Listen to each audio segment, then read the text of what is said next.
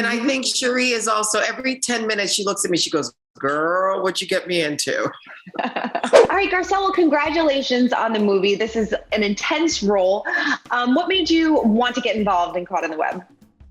I've always wanted to work with Lifetime, but I wanted to find the right project. And when the script came to me, it made sense on so many levels. One, I didn't really know a lot about cyberbullying. I knew it existed, but having, 14-year-old boys that live on their phone and live on their computers, it was something that I thought, oh my God, this makes sense. No brainer. I'm in. Yeah, definitely. I mean, tell us about the character. And, this movie is based on a true story. So it's kind of a scary thing. Definitely. It really is a scary thing. I play Detective Holland, and these young girls come to me when they've been tormented by this cyber bully. And it was just the fact that people, they came to the precinct before, no one really took them seriously. And now they came back because this guy's just hacking them in every way, phones, computers, everything, and asking them to, give up private photos of themselves. And for me, it was great to get back into acting again, because obviously I've been doing other things. I've been moonlighting. Yes. But I really love the project, and I love the idea we're all on social media. I mean, it can happen to me, it can happen to you. And we give up so much information, and we're out there. So I could see how it would happen. And I love the character, and I wanted to play her. Yeah, definitely. It was not as glamorous as Housewives, let me just say. Right. But maybe not as much drama, right? Yes, they could call cut, and that would be the end of the drama. There were no bravo, bravo, bravo moments in this.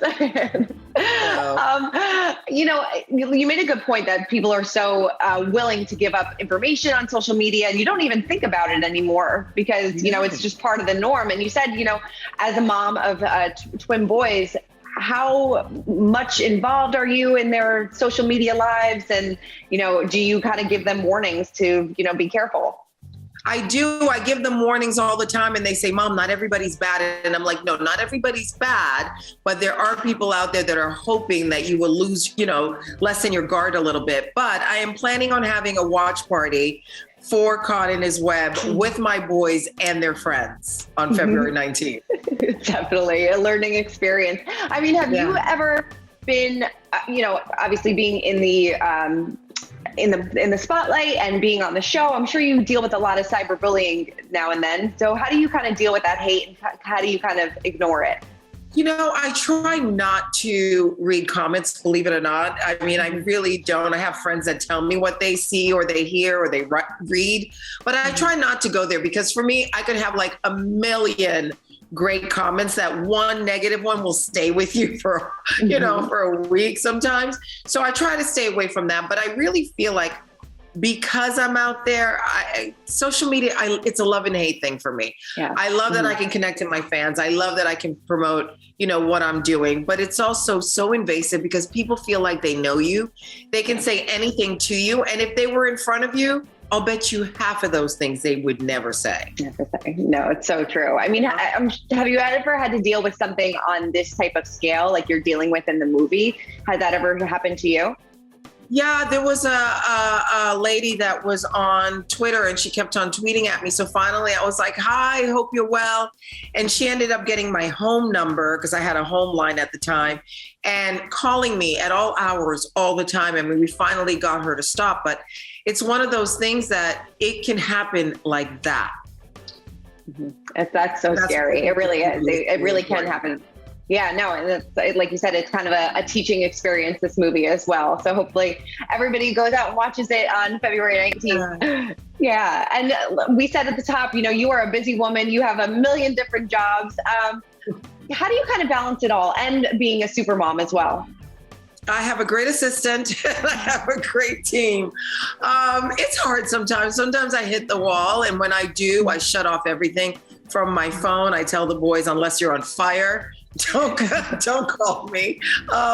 Sometimes I have to shut it down, but I love what I'm doing. And, I've been in the industry for a long time, and to still be, I don't like the word relevant, but to still be thriving and working, I am enjoying it, because this is why I came into the business.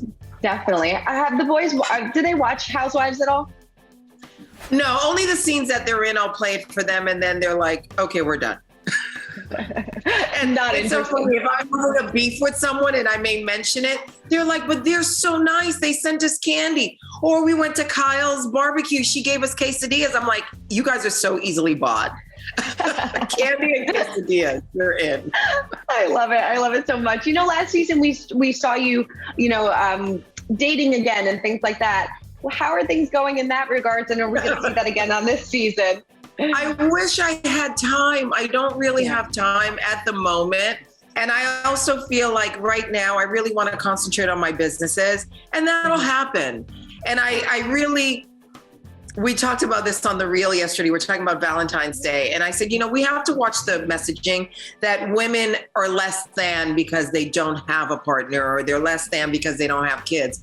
I think now in 2022, we should get away from that. I totally agree with you. I couldn't agree with you more. Have you given Jenny any parenting tips, and how is she doing being a new mom? Oh my gosh, she is loving it. Monaco Mai, which we love the name. She's doing really good. Jeannie had no idea that this was going to change her life. She's like, oh yeah, I'll be able to do this. I'll be able to do that. And I was like, okay, talk to me in a few months. Right. Yeah. Talk to me when things get a little settled and a little bit more crazy, right? Exactly. I'm glad that she's doing well. So, you guys are in the middle of filming this season of Real Housewives of Beverly Hills. How did you feel kind of going into this season? I was a lot more optimistic going in this season, and I don't know why. Maybe because it was just, fresh. We had new people, which was nice. I got to bring a friend, Sherry Zambino, onto the show, which was really cool. It's going well. Let me just say it's going to be a doozy of a season. Sure, I'm sure it is. And what did the new girls kind of bring in? How did they shift the dynamic? I think, Diana is finding her way. And I think Cherie is also, every 10 minutes she looks at me, she goes, girl, what'd you get me into? Did you give them trying to figure it out? Did you give them any warning? No one gave me any warning. Right. Just gonna throw you to the wolves and hope for the Exactly. They're tough women. They can handle it. Yeah, I'm sure they can hold their own.